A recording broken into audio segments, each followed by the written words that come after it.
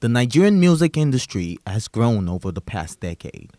From the quality of video production to the followership of the artist, the originality in style and lyrics and multi-million chain it has created. The industry has gained international recognition. Our music artists have won copious awards across the globe like BET, MTV, Channel O, and Mobile Awards, and even a Grammy nomination by our very own Wizkid. With collaborations with international artists, for example, Wizkid and Drake, Tiwa Savage and Omarion, Fino and Wale, amongst many others, and our sound is used on global stage.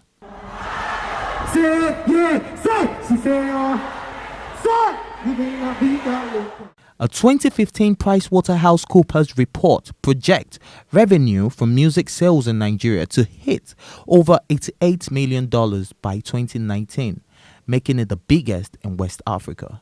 The help of the digital space and digital sales has aided in the increased reach of artists, increasing the number of social media followers, YouTube views and music streams, creating popularity for the Nigerian music market.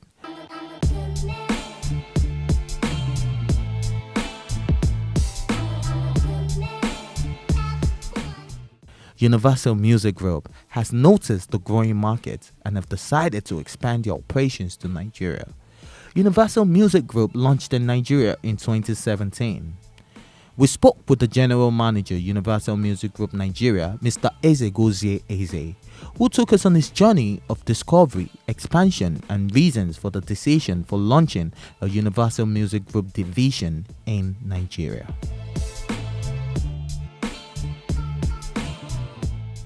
This is Plus TV Africa, and my name is Ifeoluwa Osunkeye. And with me today, Mr. Ezegozie Eze, the General Manager of Universal Music Group Nigeria, to be precise.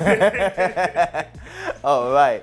So, Mr. Ezegozie, you're not a newcomer in this business. You've been here for a while. You've been around, at least. You're from Channel O to EME. How has the journey been so far for you? It's been a roller coaster. The industry is grown so much in the past few years, and there's so much more to achieve. I've taken time to learn all sides of the business: talent management, event production, event management, the whole ecosystem. So we're just here to make sure that we advance the whole industry and move to where we need to be. Okay, so with the expansion of the Universal Music Group coming to Nigeria, what difference would you make compared to all the other record labels out here already? What difference? So just quick backstory. So we are the third office in Africa. So the first office was in South Africa, second one in Cote d'Ivoire, us now, and then the Kenya office opening later this year. And the idea for us is really just connecting the continent. You know, everyone has been working in silos. You have French-speaking Africa doing their own thing, South Africa doing their own thing. We said our music has penetrated the world and across Africa, so we need to make sure we bring all those territories together so that our artists can benefit from being able to push their music outside of our borders. You've signed a couple of artists already, like Mr. Easy, like Techno, like the likes of Vanessa Indy, the World, and should I go on? Because I know you have a long list. So I really want to know, what is the criteria for signing this artist? Is there a particular criteria? Do I have to be a superstar, or are you picking from the grassroots as well? Our mandate is to build from the ground up rather. And for us, it's not just about the visible talent. It's not about being at an A-list status already. It's really about, if we see potential, if we see that, okay, from marketing to comms to digital, there's a way to build your brand and make it bigger than what it is, that's what we're here to do. You know, Universal Music Group is a leading entertainment company in the world. And the reason it's there is because they've invested in talent from inception.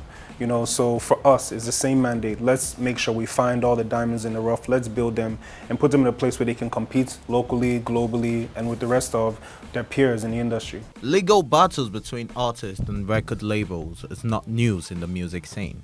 There are usually accusations and counter-accusations about one party not fulfilling their part of the contract. Like the case Daniels and his former record label G Worldwide, Burna Boy and Aristocrat Records, Harry Song and 5 Star Music, and the recent case of Runtown and Eric Mani Records. Ezegozie has assured artists that record label feuds with artists signed under Universal Music Group will not happen because...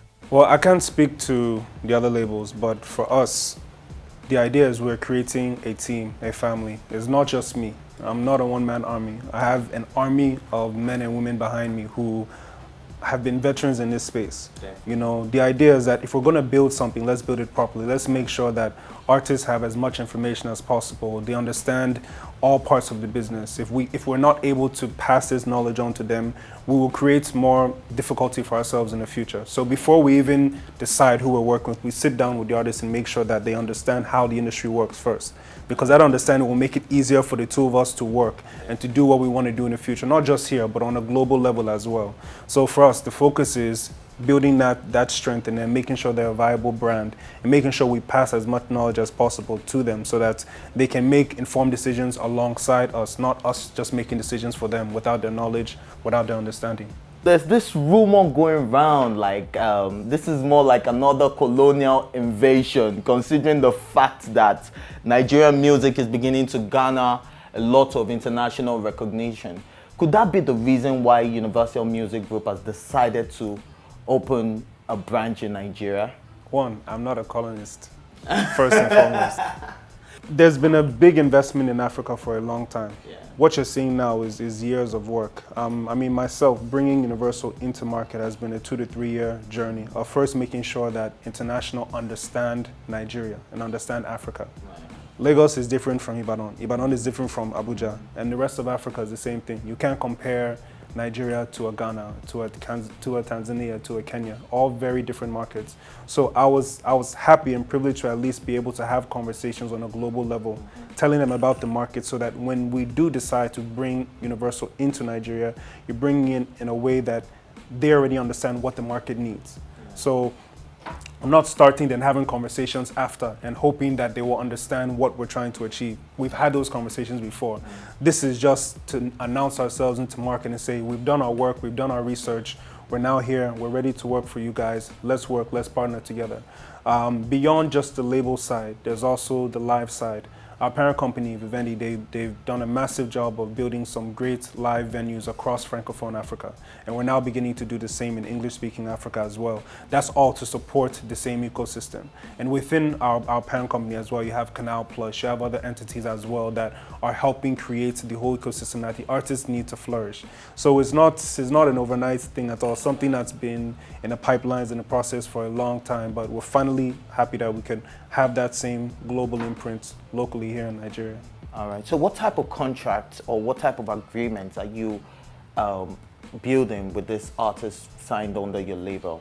It depends on their needs because unlike, other labels, we're able to work with all artists. We can wake up today and say, let's partner with an existing label and help to build that brand outside of Nigeria, outside of Africa. There's no one model that fits, every artist. Those days are gone. Now it's really about making sure we're giving the artists what they need and providing that value first, and that's how we're choosing to operate here. Okay, so are you approachable, for instance, an on-the-ground artist trying to get my music out there?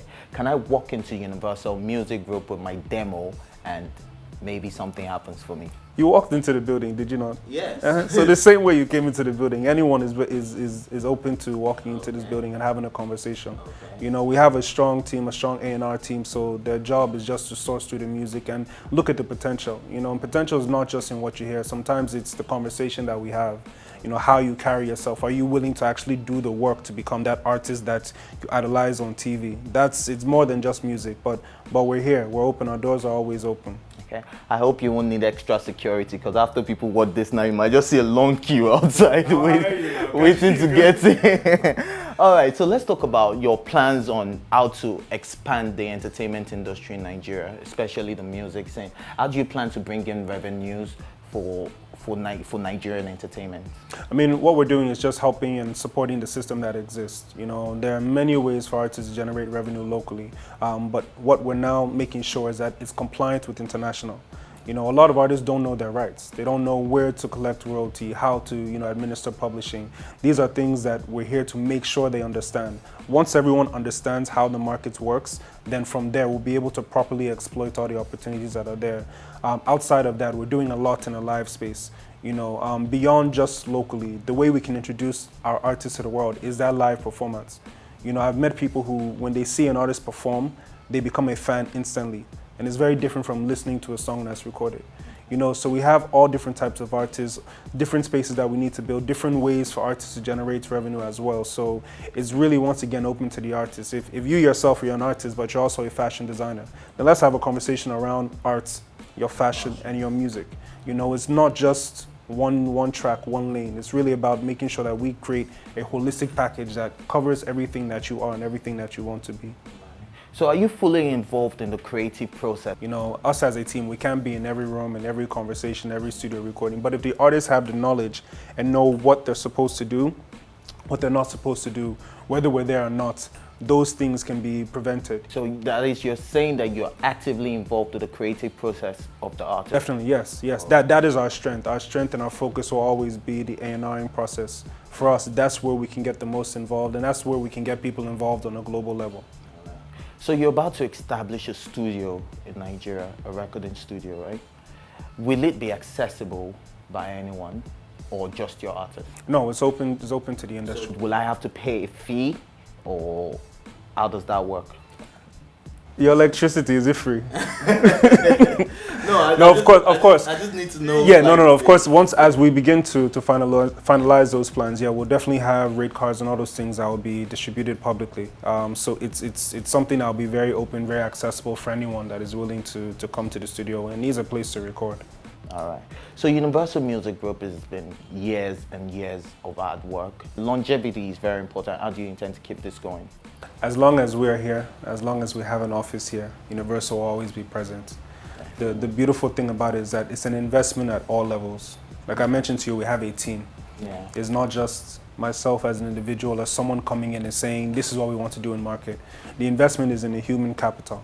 We've gotten together the best minds in this industry to come into one space and say, let's focus on building our artists the way they should be built. So the investment has already been proven, and there's more ongoing. We have a number of live venues that will begin to pop up in the next year as well.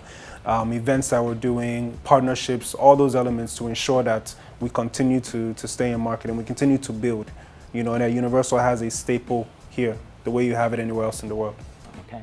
So considering your large-scale clientele, you have clients all over the world, will this be a window of opportunity for Nigerian and African artists as a whole for more collaboration with international artists? Definitely, yeah. That's a big part of it. We have artists internationally who are looking to work with artists here. And of course, we have our own artists that are looking to find their sound and peers that they can partner with on that same level internationally. That's why we're here. That's a big part of what we're doing.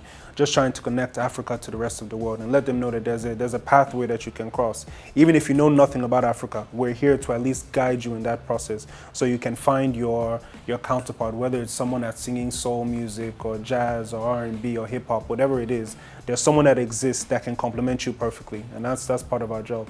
Coming from a music executive that you are, how is Nigerian and African music perceived globally? The thing is, people understand what they've experienced so far, but what they've experienced is not all we have to offer. One thing that we've continued to say is that Africa is more than Afrobeats. People just look at the pop proposition and they think that is all that Nigeria, all that Africa has. But by the time we start showing them the different talents that we have, the different artists, the kind of music they're creating, how important they take their stagecraft, how much time they put and dedicate to perfecting that stagecraft, people are now beginning to understand that there's so much more to offer. And as they begin to understand more, they can begin to understand us better. But with that understanding comes knowledge as well, and these things happen over time. Dancehall didn't become big overnight. Latin American music didn't become big overnight. Reggaeton didn't become big overnight. So we're going through those same processes, same steps. The only benefit we have is that we're looking at the mistakes of the past and also looking at the focus that people have on Africa now and how we should build it properly moving forward. And that's exactly what we're doing. It's been very amazing having you on the show. And this is Plus TV Africa one more time, and we look forward to sharing more. Thank you.